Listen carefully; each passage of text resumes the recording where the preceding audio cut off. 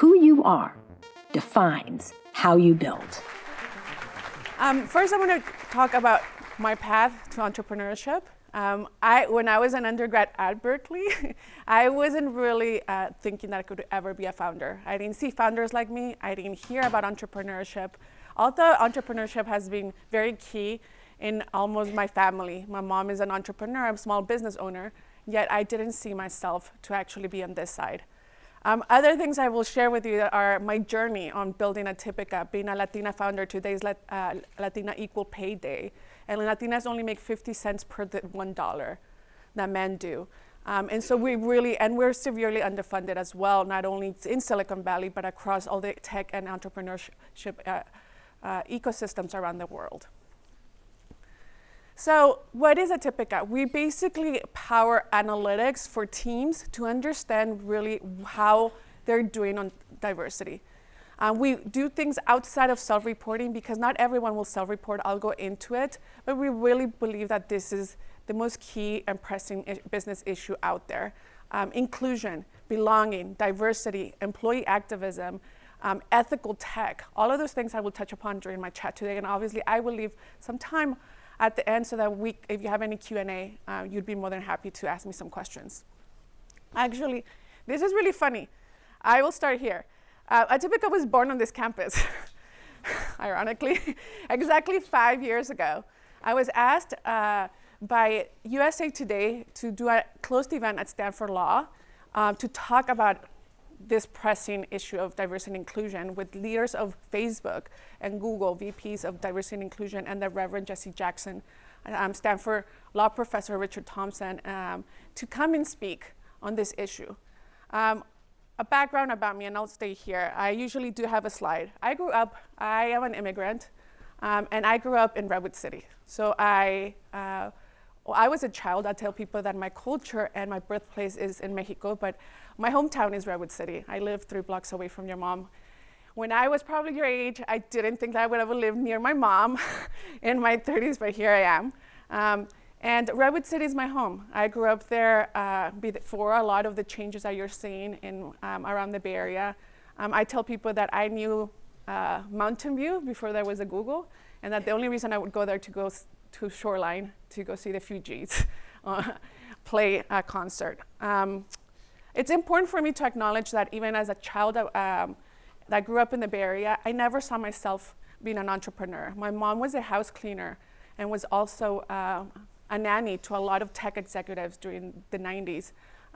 Yet I didn't think that I could be part of that ecosystem, but here I am, and I'm feeling very grateful and fortunate, but also I know that I have fought a long way to come here. I cannot de-emphasize that although there's certain identities to my intersectional existence, I was also an undocumented child, so everything that I embody and I'm actually at is because I grew up in Silicon Valley. Whether it was a curse or a blessing, I grew up here. I worked here in high school, actually. I worked here at Stanford. The reason I didn't end up coming here is because I didn't want my mom to show up with a pot of beans at the dorm. And I thought, hey, let me look at other ways that I could be near her, but still work. I had my first internship at the age of 17 before I started college at Hewlett-Packard, right on Page Mill Road.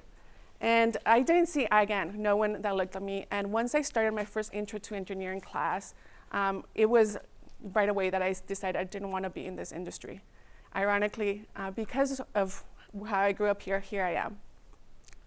I also think this picture is really important because I believe I'm the only founder that had their mother, their future investors, future clients, their friends, be present when I spoke about why. I looked at Facebook. I said, you have the largest facial recognition data set in the world with the best and probably brilliant data scientists. Why are you saying that you can't get more women into your engineering roles, or you can't find more people of color, either brown or black, people to intern at your company? And the same for Google. I held them accountable that they had this talent, but they weren't really tapping it into actually creating more inclusive workplaces.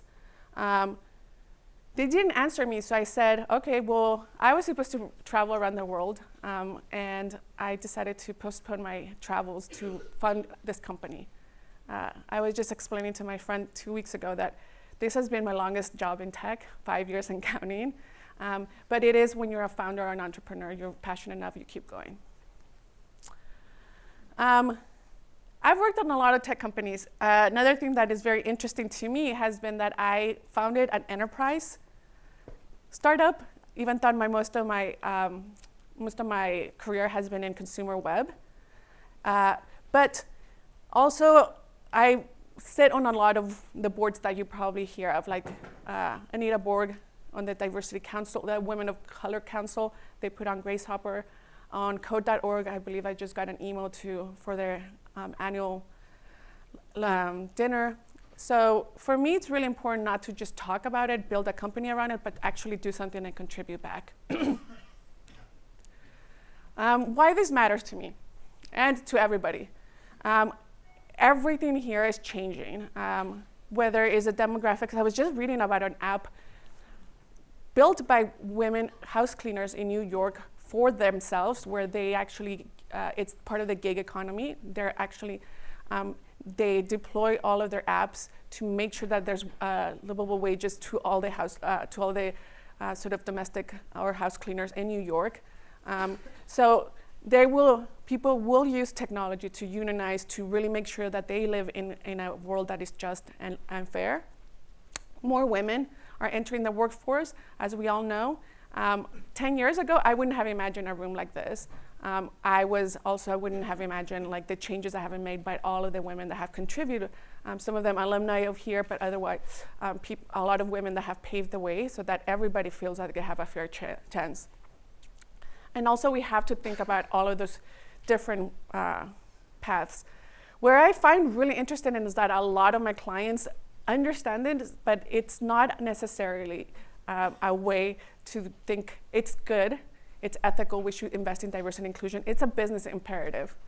$400 billion are lost in PR nightmares. I mean, how many times do you hear about a famous rapper walked into Sephora and was discriminated against, or Beyonce walked into Reebok meeting and there weren't any people of color, so she walked out. So a lot of it is related to PR, but employee attrition, dissatisfied shareholders.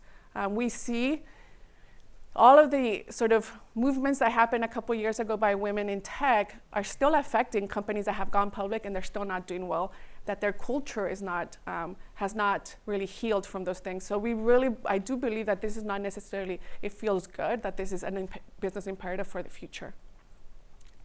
A lot of this data is fragmented, anecdotal, and broken. Everybody will just say, hey, I ran a report, I feel like this is enough. And we tell people that's not enough if you're centralizing all your other data. The number one field right now in sort of in data science within a business organization is actually people analytics. 70% of all companies now have people analytics, where I started at Atipica 5 years ago, it was less than 5%. So they're looking at how people are being paid, what the benefits are, the engagement, how they're being hired, who's being hired. So people analytics is something that is very, very profitable and now is being used. That being said, who's building these tools? And so we have to ask ourselves that. And with Atipica, that's what we're aiming to do. I also believe that the future of the workforce is not just on race and gender or any other, or age. It is a non-binary workforce. How are we adapting to how people identify themselves or don't identify themselves? I spoke here at a Forbes CIO summit, where CIOs of like corporations, both financial and media companies like Sony Pictures, heard me speak time and time again that a CIO's role is to actually gather more information around their people. The CIO's role 10 years ago was probably about information and IT, but in the future it may be around what information and what data you're gathering for your own workforce. The market is quite big. This didn't go. The market is quite big. If people don't know, like visual analytics, I say it's queen, because I'm a big feminist, but they are all, this is where it is. Tableau was acquired by Salesforce for, I believe, 18 billion. earlier this year and Looker by Google. So a lot of data and visualizations are happening right now are around how to make businesses adapt to what is needed from their consumers, to the key performance metrics, any of that stuff. For me, I just focus on people. As I said, people analytics is growing. I give the stats because I think it's important to know that this may change by the time some of you graduate or some of you are in the workforce midway through your career. It could be 3 times as that. This didn't exist when I started Atipica. Imagine me being a founder going up Sand Hill Road or talking to investors saying, I want to build a platform based on inclusive, ethical, and responsible AI, diversity, and analytics. This was 5 years ago. They thought, we don't get what you're building. But those are the things that we have to adapt really quickly, and we have to be part of the conversation, especially women of color. I put this picture, I did not put the logos of this man, but as you can see, I have received about $3.8 million in funding. I raised the largest seed round in the history of Silicon Valley by a solo Latina founder. I have not raised more, I have raised about the same in the 5 years that Atipica has been around. In the space where I'm at, and I know Sarah spoke here, also she works in HR tech in the recruiting platform. We integrate with her product. But in the space that we're at, I have seen men in the past year receive more than $300 million in funding. I've received 1.4% of that. Even though I've been in the market now, a lot of these tools are saying they're building inclusion into their tools, into how employees are happy or all this stuff. But it's really important to think that the bandwagon is there, that authenticity needs to be there. Does it hurt? Yes. Being a female founder is not easy, especially when a lot of other founders are talking about inclusion and putting it into their own tools and raising $70, $80 million off it. But we're the only ones that are focused on this. I tell people you can hire a lot of people analysts, and this might be a project for them, but for us, it's not a project. This is our livelihood, and this is what we are very passionate about. What is Atipica? So Atipica, we have a platform. As you can tell, I'm a product manager because I built 3 products. I built an API, the diversity intelligence, which is proprietary, and also how to mitigate the biases that are in recruiting.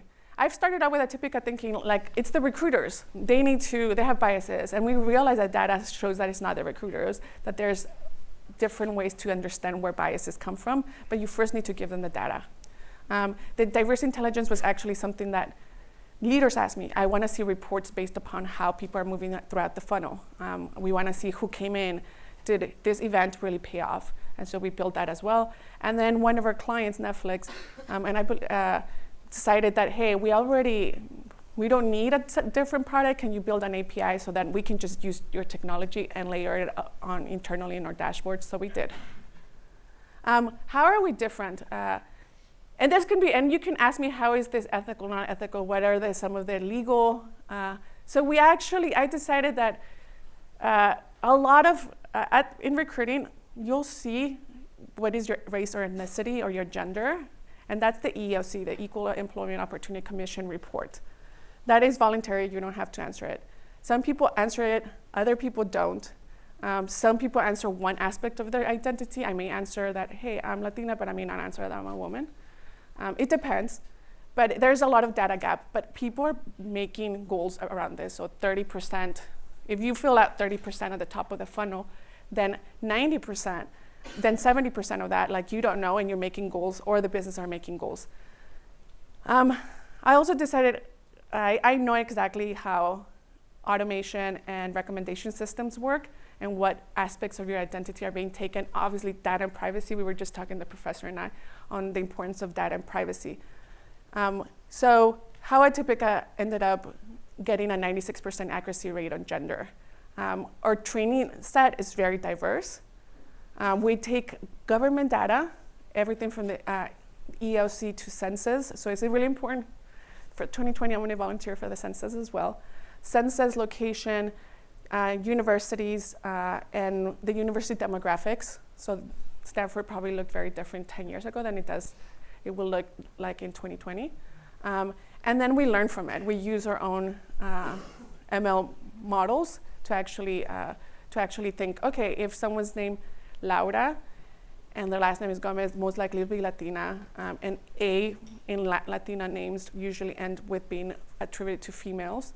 But in Southeast Asian, like Prasanna is one of our visiting scholars, and he is Indian. So how do we make sure our models that are here are ethical, they're very localized, and we're able to validate them.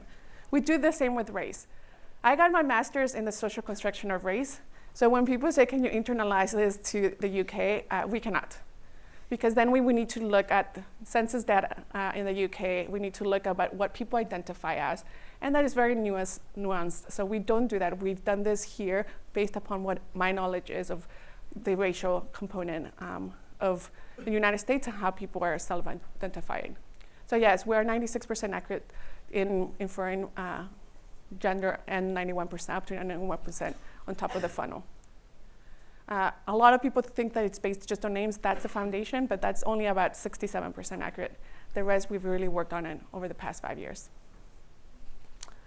Here are some roles that you can see that we look at it on the data science, on how long it takes to hire for tech roles and how many days. And what this analysis was early on. You see some trends, and then you see some differences that are coming across on whether it's the market, that people take more time to hire, or less. So we do this type of analysis. If you go to our blog, we just did one on referrals, and it was very interesting. Women did really well in smaller teams when they were referred to by anyone, but as soon as they were referred into a larger organization, they actually did not do well into tech. So we did a lot on referrals. We did referrals on Black and brown candidates and how they get into the funnel. And then we also did, as I said, on what we called the bamboo doorway. We saw that Asians in general had a harder time being hired through the referral system. And we did the same for operations for gender. And so we look at all of this information. For us, visualizations are really important. That's the way we say, yes, data is, you can have data driven, but you have to have data purposeful. My goal and vision really is, in general, with Atipica, is to foster growth and innovation through DEI. What's DEI? Diversity, equity, and inclusion. So that to become a brand and trusted for attracting talent and retaining it, but also to protect businesses from liabilities. I talk to many lawyers who ask me, is this legal? And I say yes, because we don't pinpoint to specific people. We use aggregate information, like tens of thousands and not millions of applicants. My first angel investor was an employment lawyer. You will see time and time again, I think LinkedIn just published something yesterday or the day before, that a lot of these tools that are recommending applicants or are recommending candidates, they will be audited in a court one day, because who built this recommendation systems? For example, in age.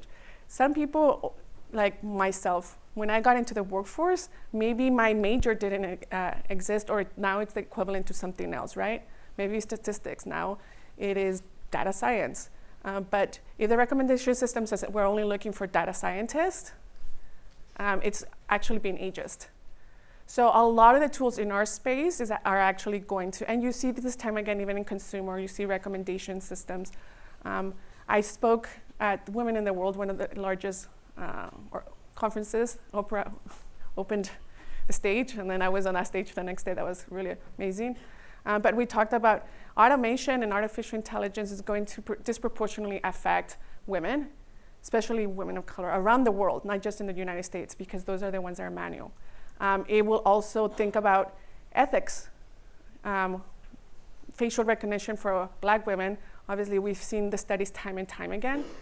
And then finally, responsibility. Even if my AI, even if my drone is a responsible AI tool, what if someone gets it gets in the hands of the wrong people? I know the founder and CEO of Ring, Jamie, I met him once, but I just read that Ring, that the police can actually ask if anything happens, a crime occurs within 2-block radius, the police can actually keep that information from Ring. for 45 days, even if you had nothing to do or your home had nothing to do with the crime that was committed. So discussing these implications of access to data, privacy, artificial intelligence is really important to understand the people cost and liabilities.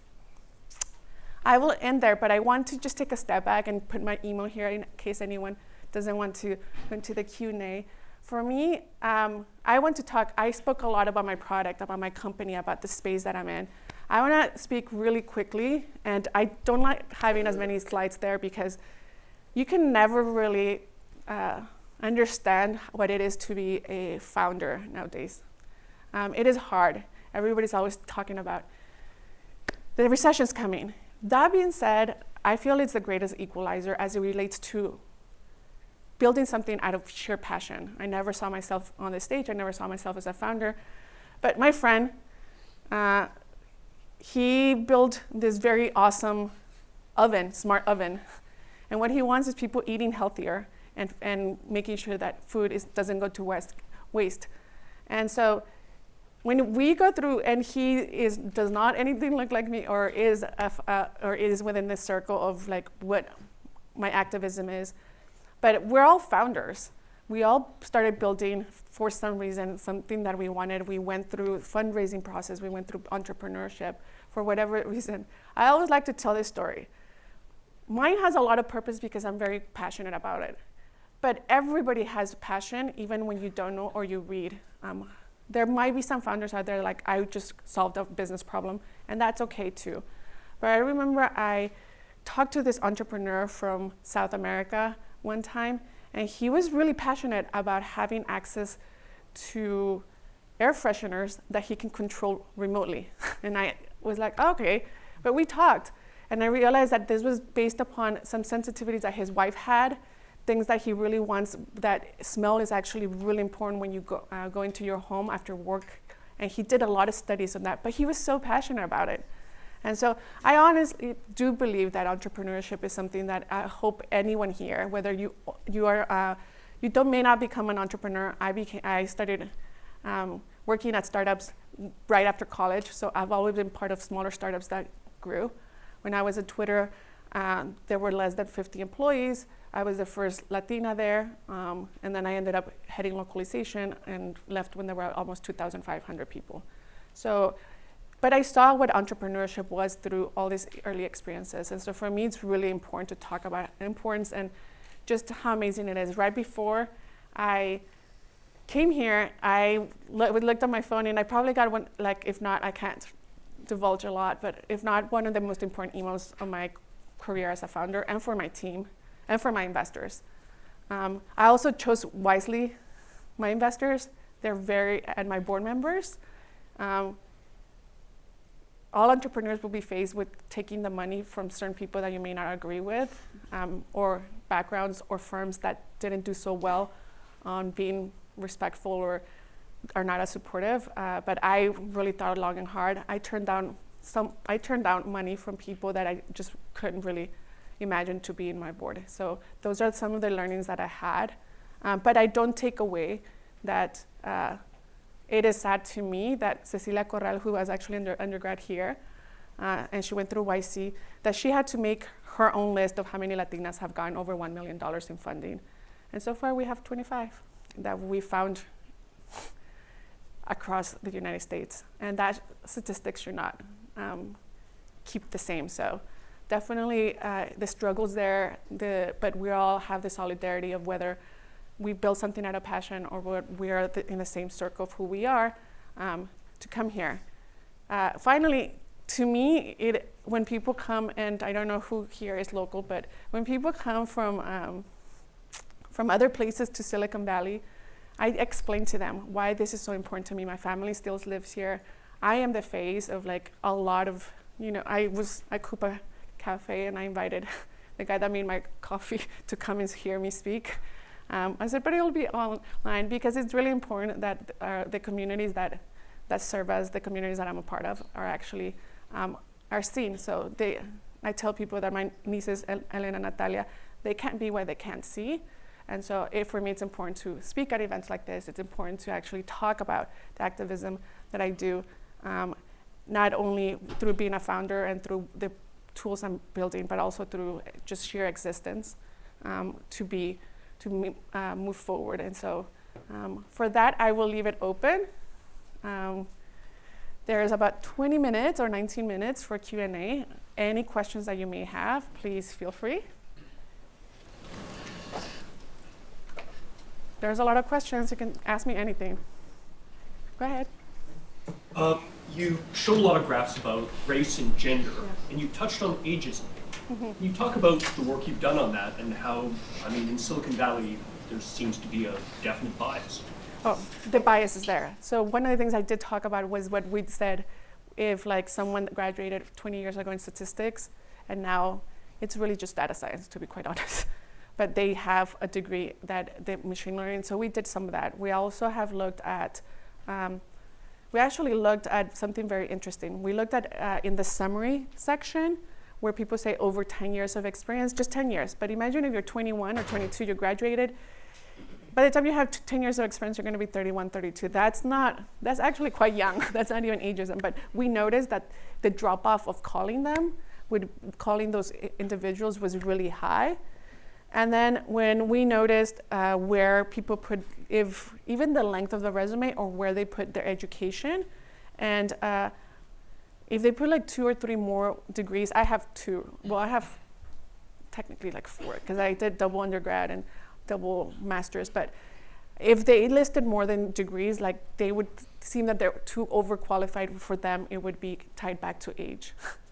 So we've done that work. It's really interesting to see how we can really push forward that work. We're still a small startup, so definitely want to talk about that. Another thing that we've discussed is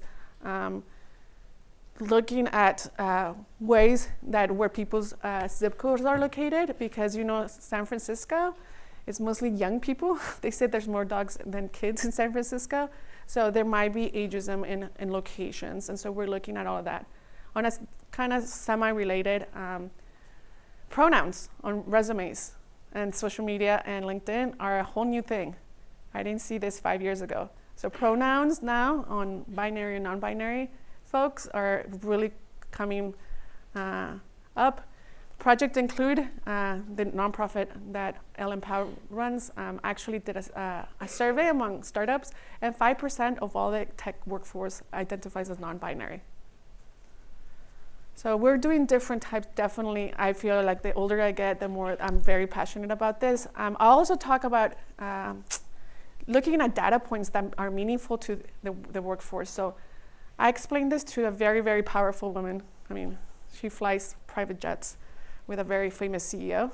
And say, I was in a meeting with her, and I say, as I get older, I still want my female counterparts to have access to and my male counterparts to have access to paternity leave, maternity leave, fertility, thoughtfulness on what matters on reproduction and like family.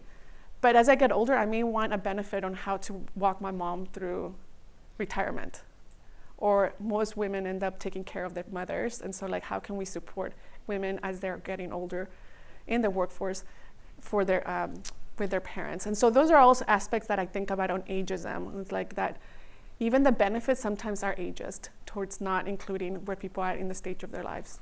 I have a question about your career. Mm-hmm. So when you were kind of out of college and you were at these companies as a fresh grad, how did you think through some of the ethical dilemmas or problems where you're either asked to do something you're uncomfortable doing or you don't really think? Did you have sort of a friend, a group that you were able to go to and talk with, or how did you?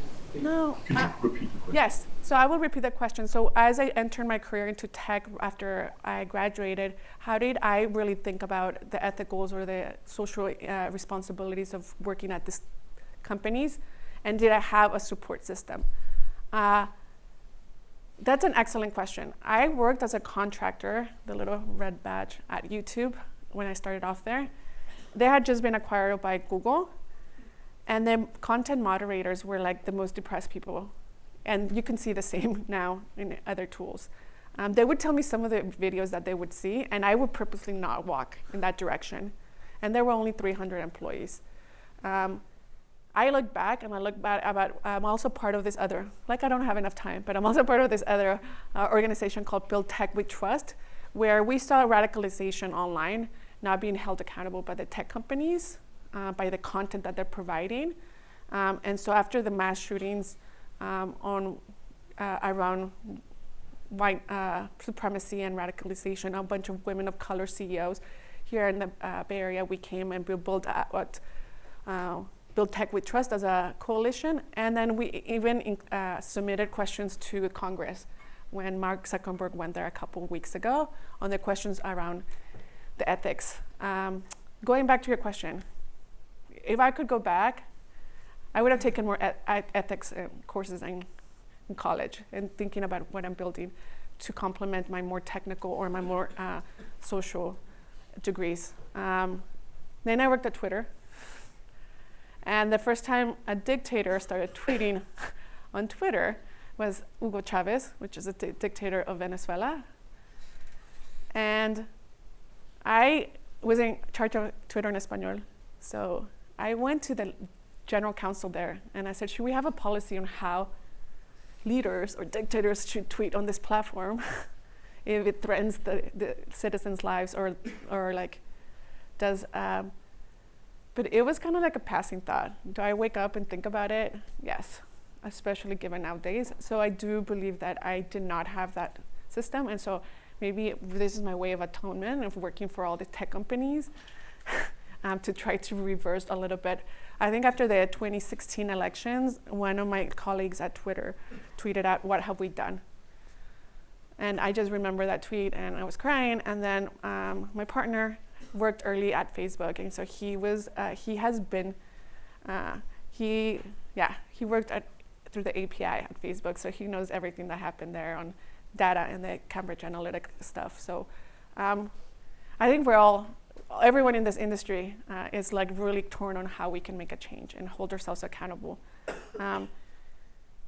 I always tell people I have a love-hate relationship with tech, but I love the industry enough to want to change it and stick around for a while. So thanks for that question. Yes? How do you foresee including military veterans in your diversity counts? Great. How do I foresee including military veterans? I was actually on the board of a veteran organization. I had to step away once I started like building out the company, Operation Code. And we did the same study, but what we realized that veterans actually self-report themselves very high, that we don't need models to include them into the process. What we need more is understanding transferable skills. So we neutralize a taxonomy of skills among veterans to know, like, if you're a program manager in the Navy, how does it translate into something similar? So we neutralize that. We didn't need to really fill in the gaps on reporting. I wish I had more funding and a larger team. I would definitely have like little subsets of tackling age, tackling veteran inclusion, also most likely, LGBTQA and disabilities more into our product. Yes? The statistic that you shared about just there being only 25 Latinas who've been able to raise that much funding is shocking. And what that made me wonder was, where did you find confidence in yourself to feel like you could do it? And how have you worked through moments where that was tested? So I had a very high profile job, both mostly at Twitter, just very high profile. And knowing a lot of the early employees there, ended up as venture capitalist. So I thought it would be easy for me. Little did I know, 2014 I was very idealistic. I didn't prepare myself. I didn't understand like cap tables. I didn't understand a lot of things. I read a lot. I'm a speed reader. How did I get the confidence? I don't know if anyone has talked here about like the valley of despair that founders go through. It's like this valley where like I can't get out of bed. I don't know what's going to happen. I really believe in this, and then you kind of get out. I believe the valley of despair for underrepresented founders, fundraising is really hard. Anyone fundraising. I remember I was coming back from an event with a friend of mine who's a founder, and he's like, I hate Sand Hill Road. I hate coming up here. That's the experience that people just have. I do believe that it was hard, that there were many tears shed, that I was telling that Ravi was one of our investors that actually gave us a bloodline to try to get more fundraising. But it always seems like it's towards the end that you're like, okay, I give up, and then something keeps you going. I remember a friend of mine emailed me, and she has a PhD. She has a co-founder, her CTO, and said, you're the trifecta of difficulty. Like, you're a solo female Latina founder. It was hard.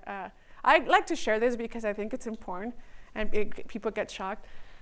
Earlier this year, I was at a board meeting, and I started getting a headache. And I was like, this headache is weird. And I was flying between New York and here. And the headache didn't go away in my board meeting. It felt really weird. And then by Sunday, my board meeting was Friday. By Friday morning, Sunday, I was actually here at the ER here at Stanford. And I was diagnosed, which we did not then, but with a benign tumor. And so about a couple of months ago, I actually wrote a blog post that says, I survived Silicon Valley and brain surgery was easier. And it was. Nothing against Stanford here, but I looked where were the best neurologists and specialists with what I given, all this stuff. And I realized that I CEO'd myself out of that situation. Like, very quickly got second opinion. Like, I got 3 opinions with a top neurologist within 2 days. Like, I was texting, I was everything. My mom's like, why are you on your computer? Like, here at the hospital. But honestly, it was able to teach me that if I hadn't been a founder, I don't know if I probably would have gone into a despair mode when you are diagnosed with those things. I definitely do believe that being a CEO and a founder and an entrepreneur has shaped the way I interact with challenges every day. Brain tumors are probably not everyday challenges, but we're here. Anyone else? Yes? So I'm not a data person or a tech person, but I'm curious, like, when companies are faced with the data that you provide them, how do they change kind of their core practices to be more inclusive? You talked a little bit about culture shift being really challenging.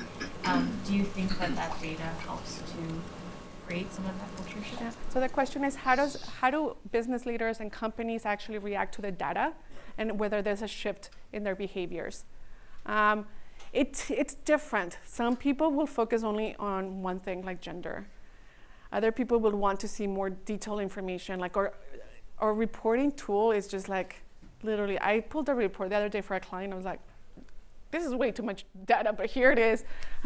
Like, it goes so granular by source, by location, like by event. How do they do it? It depends where people want to take that step. But because we learn their behaviors as well over time, our recommendations are very different when they start off than when they're at 6 months into our client. I've had conversations with some of our clients, ex and current clients, around getting their lawyers in earlier in case there's something surfaced that our tool is not very capable of doing. But that what I really like is to be empathetic in the approach. It's not like, hey, you're doing this, I can't believe you, I can't believe what happened in the last 3 months. It's much more about, like, what are the tools that you need to change? We saw a lot of women withdrawal in sales in an organization, and when we actually dived in, we realized that the recruiters were putting in compensation at the offer stage, but men were actually asked compensation at the technical screen.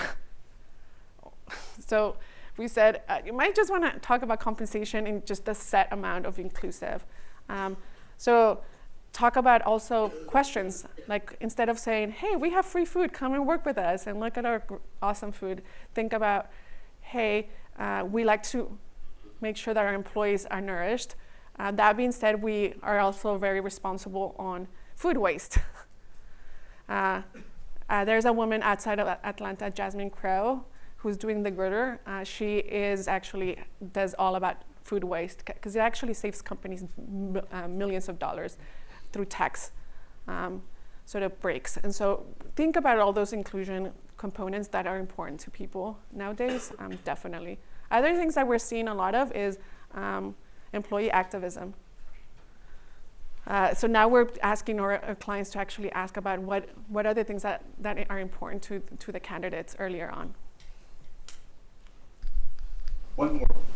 I think this young lady. You mentioned that you saw the majority of bias wasn't coming from recruiters. So could you talk a little bit more about where that bias is coming from in the hiring process? Yes, definitely. So where are the biases coming on in the hiring process? In the tools.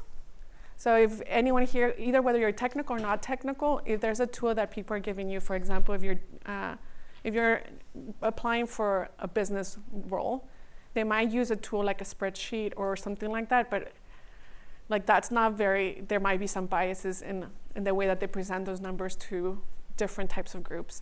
For technical, a lot of the tools, we tell them to audit the tools because that's where the bias is. It's the tools at the earlier stage and it's the people at the later stage, specifically hiring managers. So even when candidates get in and they interview in a panel, if the hiring manager is asking questions that are not very inclusive, we see withdrawals and rejections at a higher rate. Recruiters will do too, but we also publish a blog post about, again, in data engineering, and I'll leave it with that, women with more education and the same experience as men were actually rejected at the application review, so we worked with those recruiters. And the reason that it wasn't malintention, the reason they were like, oh, they're too overqualified, what if they don't want to work here? I said, well, you shouldn't make the decision, you should ask the candidates.